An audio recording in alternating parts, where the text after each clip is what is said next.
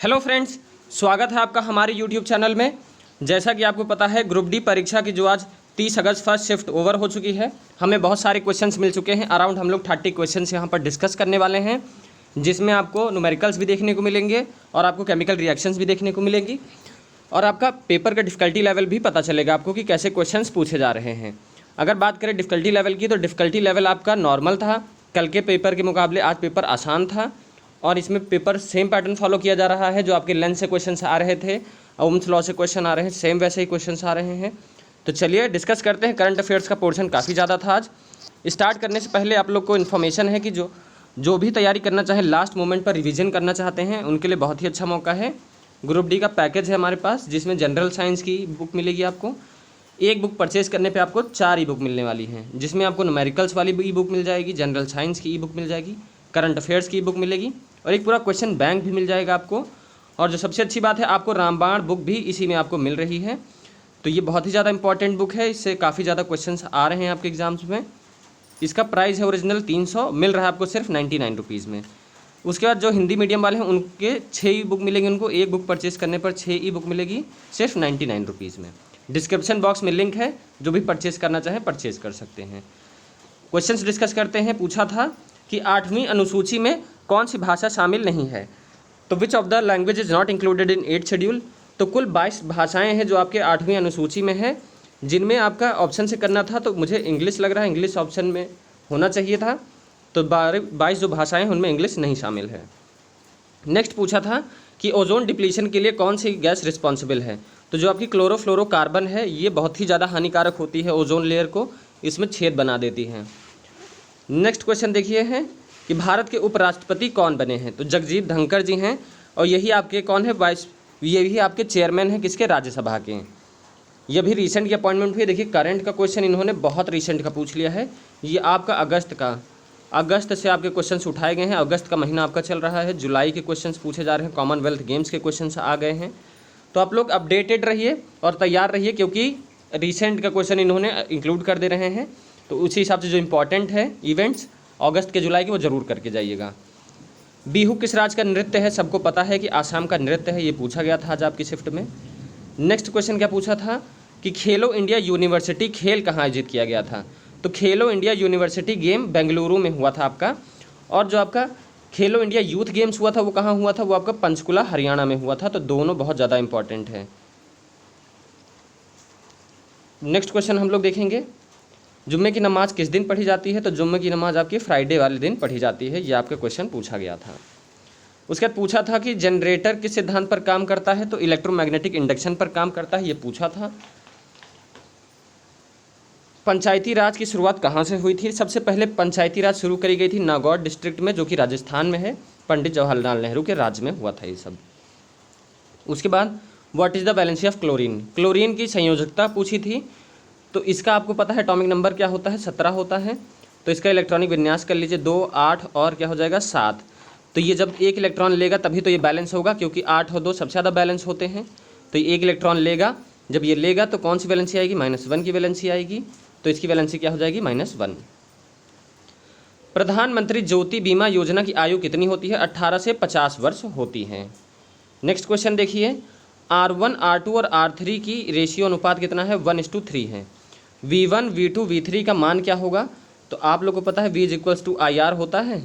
तो V directly proportional हो जाएगा किसके, R के। तो जो रेशियो R का होगा वही V का होगा, जो V का होगा वही R का होगा, क्योंकि डायरेक्टली प्रोपोर्शनल है। लेकिन अगर यही चीज़ आपसे I पूछता, I का रेशियो, तो I का रेशियो क्या हो जाता, उल्टा हो जाता। तो क्या हो जाता, 3:2:1 हो जाता। तो ऐसे ही आपको अटैम्प्ट करना था क्वेश्चन। नेक्स्ट क्वेश्चन पूछा है कि 2017 में कौन सा मौलिक अधिकार जोड़ा गया है। तो राइट टू प्राइवेसी जोड़ा गया है, जिसमें personal life to liberty included है। उसके बाद जो चींटियाँ काटती हैं, जो चींटियों का डंक है, वो किसके द्वारा न्यूट्रलाइज होता है। तो आपका बेकिंग सोडा के द्वारा न्यूट्रलाइज होता है, ये आपका क्वेश्चन पूछा गया था आज। नेक्स्ट क्वेश्चन है कि C-4 में इलेक्ट्रॉन्स आपको फाइंड करने थे। तो इलेक्ट्रॉन्स कितने होते हैं कार्बन में, 6 होते हैं। माइनस का मतलब होता है, -4 का मतलब होता है कि इसमें ऐड होगा। तो 4 इलेक्ट्रॉन्स ऐड कर दीजिए, टोटल कितना हो गया, 10 इलेक्ट्रॉन्स हो गए। तो ऐसे आपको क्वेश्चंस करना था, ये एग्जाम में पूछा था आपने। डाइजेस्टिव सिस्टम का आपको डायग्राम दिया था और पूछा था कि पाचन कहाँ नहीं होता है। तो देखिए डायग्राम आपको हम दिखा देते हैं, कौन सा डायग्राम था, ये डायग्राम था ऐसा ही। और ये ऑसोफेगस है जिसको खाने की नली कहते हैं, फूड पाइप, इसी में आपका डाइजेशन नहीं होता है, बाकी आपका सब जगह डाइजेशन स्टार्ट हो जाता है। ठीक है, ये आपका फूड पाइप हो जाएगा, ये ऑसोफेगस, दोनों एक ही बात है। पूछा था कौन सा सही नहीं है, करेक्ट करना था आपको, correct. Ions and waters absorb together in plant, जो आयंस होते हैं वाटर, ये साथ में ही एब्जॉर्ब होते हैं प्लांट में, कि पहले आयन होता है कि पहले वाटर होता है कि पहले पानी होता है कि बाद में आयन होता है। तो देखिए शुरुआत से ही आयंस और वाटर साथ ही में आपके जो जड़ें होती हैं, जो पेड़ की जड़ें होती हैं ज़मीन में, मिट्टी में, तो ये क्या करते हैं, आयंस और आपके पानी दोनों को एब्जॉर्ब करना शुरू कर देते हैं, जो रूट हेयर्स होते हैं।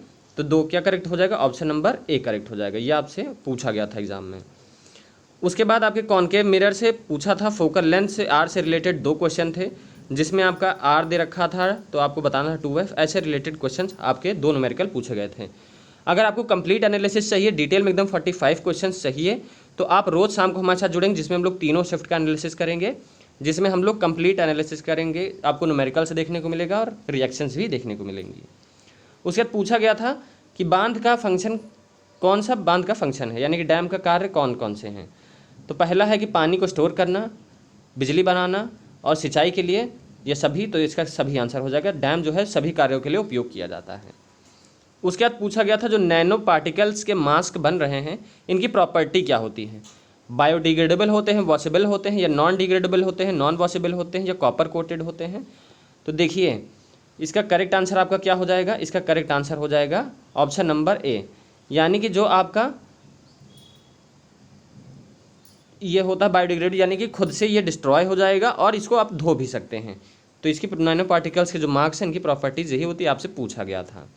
उसके बाद बारी द्वाब जो है किन 2 नदियों के बीच में बनता है, तो ब्यास और सतलज के बीच में आपका बारी द्वाब स्थित है, ये आपसे सवाल पूछा गया था आज। नेक्स्ट क्वेश्चन आपका न्यूमेरिकल पूछा गया था, पी की वैल्यू दी थी, वी की दी थी, आर निकालना था। तो देखिए पी का फॉर्मूला बताया था मैंने आपको, वी इंटू आई होता है। पी आपका कितना है, 1100 है, और आपका वी कितना है, 220। आई आप लोग यहाँ से निकाल लीजिए, ये कट जाएगा और ये कट जाएगा, 11 दूनी 22 होता है, तो ये क्या आ जाएगा, आई आपका कितना आ जाएगा, 5 एम्पियर।